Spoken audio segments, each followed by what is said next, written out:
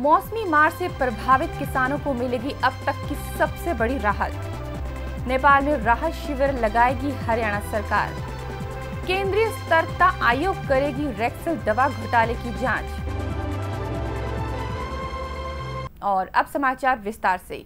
हरियाणा सरकार मौसम की मार से प्रभावित किसानों को अब तक की सबसे बड़ी राहत देने जा रही है। सरकार ने राहत के तौर पर कुल 2000 करोड़ रुपए की राशि देने का फैसला किया है। ये जानकारी मुख्यमंत्री मनोहर लाल ने चंडीगढ़ में दी। यहां पत्रकारों से बातचीत करते हुए मुख्यमंत्री ने बताया कि सरकार ने किसानों के हित में कई अहम फैसले किए हैं, जिसमें 1 साल तक बिजली के बिल माफ, सॉफ्ट लोन को 3 साल में अदा करने और बिना ब्याज के कर्ज देने जैसे फैसले शामिल हैं।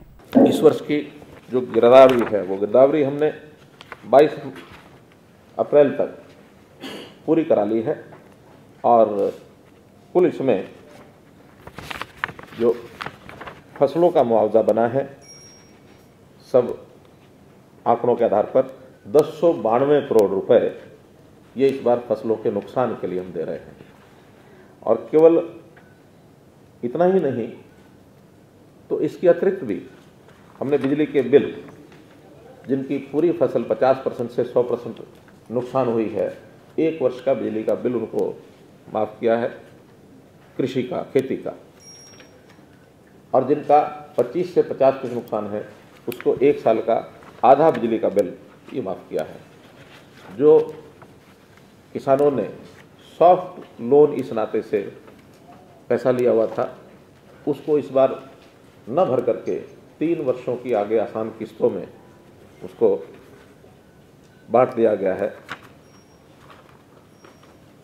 ऐसे सभी किसानों का, केवल उन्हीं का नहीं जिनका लॉस हुआ, बल्कि इस वर्ष से सभी किसानों का हरियाणा में जो सॉफ्ट लोन के ऊपर समय पर अदायगी पर भी 4% किसान को देना पड़ता था, हमने सब किसानों को वो भी सुविधा दी है कि वो प्रदेश सरकार भरेगी। अब उनको 0% इंटरेस्ट इसके ऊपर लोन हमेशा मिला करेगा। हरियाणा सरकार भूकंप प्रभावित नेपाल में राहत शिविर लगाएगी। इसके लिए हरियाणा सरकार ने 25 टन खाद्य सामग्री नेपाल भेजी है। चंडीगढ़ में वित्त मंत्री कैप्टन अभिमन्यु ने राहत सामग्री से भरे ट्रक एयरपोर्ट रवाना किए। सामग्री के साथ एक खानसामा दल भी भेजा गया है जो नेपाल में 28 अप्रैल से लगातार खाना पकाकर वितरित करेगा। इस मौके पर वित्त मंत्री कैप्टन अभिमन्यु ने कहा कि संकट की इस घड़ी में प्रदेश हर संभव मदद देगा। नेपाल पर जिस प्रकार से प्राकृतिक आपदा आई है, ये भयंकर विपत्ति आई है, पूरी मानवता इससे हिली है। पूरे विश्व आज नेपाल के साथ में खड़ा है और विशेष रूप से भारत और नेपाल के जो ऐतिहासिक संबंध हैं, भारत ने सर्वाधिक जिम्मेदारी अपने सर पर लेकर के नरेंद्र भाई मोदी जी के नेतृत्व वाली सरकार ने त्वरित सहायता उपलब्ध करा करके आज नेपाल के लोगों के साथ में खड़े होने का एक नया इतिहास रचा है। उसी कड़ी में हरियाणा प्रदेश के 2.5 करोड़ लोगों की ओर से हरियाणा के माननीय मुख्यमंत्री श्री मनोहर लाल जी ने नेपाल के लोगों को अपनी सहायता भेजने के लिए अपनी हमदर्दी जताते हुए 25 टन खाद्य सामग्री आज यहाँ से रवाना करने का काम किया है। और हम इस दुख की घड़ी में, कष्ट की घड़ी में नेपाल के अपने भाइयों के साथ में खड़े हैं। नेपाल ने भारत की सीमाओं पर, दुनिया में कहीं पर भी युद्ध हुआ हो, जहां भारत की सेना ने लड़ाई लड़ी हो, भारतीयों के साथ कंधे से कंधा मिला करके अपना रक्त बहाने का काम नेपाल के भाइयों ने किया है। आज ऐसे भाइयों पर दुख और विपदा में हम उनके साथ में खड़े हैं।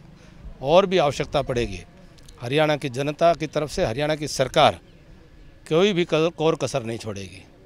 हरियाणा सरकार ने पिछली कांग्रेस सरकार के दौरान रेक्सल दवाई की खरीदारी में हुई धांधली के मामले को केंद्रीय सतर्कता आयोग को जांच के लिए भेज दिया है। राज्य सरकार को रेक्सल दवाई की खरीद से लगभग 80 करोड़ रुपए का घाटा हुआ है। ये जानकारी हरियाणा के कृषि मंत्री ओम प्रकाश धनखड़ ने पत्रकारों के साथ बातचीत के दौरान दी।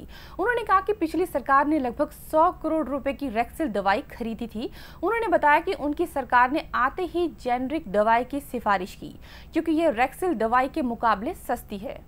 पिछली सरकार के समय एक महत्वपूर्ण मुद्दा सीड ट्रीटमेंट की 1-2 बार रेक्सल के लिए विवादास्पद बना। मैं आभारी हूँ मीडिया का। उस समय बड़े ज़ोर से मीडिया ने इस विषय को उठाया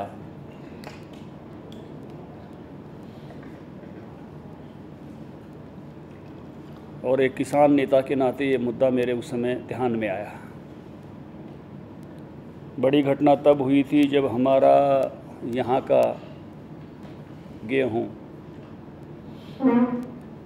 एक्सपोर्ट नहीं हुआ और मध्य प्रदेश का हुआ, और उसके लिए करनाल बंट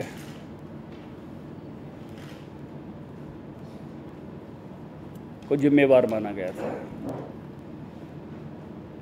करनाल बंट एक गेहूं में होने वाली एक बीमारी है, फंगस उसमें होती है, और इसकी सबसे पहले पहचान करनाल में हुई थी। तो उस नाते से करनाल के नाम से ही इसका नाम प्रसारित है। खबर हरियाणा में आज बस इतना ही। अगले बुलेटिन में फिर हाजिर होंगे ताज़ा तरीन खबरों के साथ। तब तक के लिए दीजिए इजाजत। नमस्कार।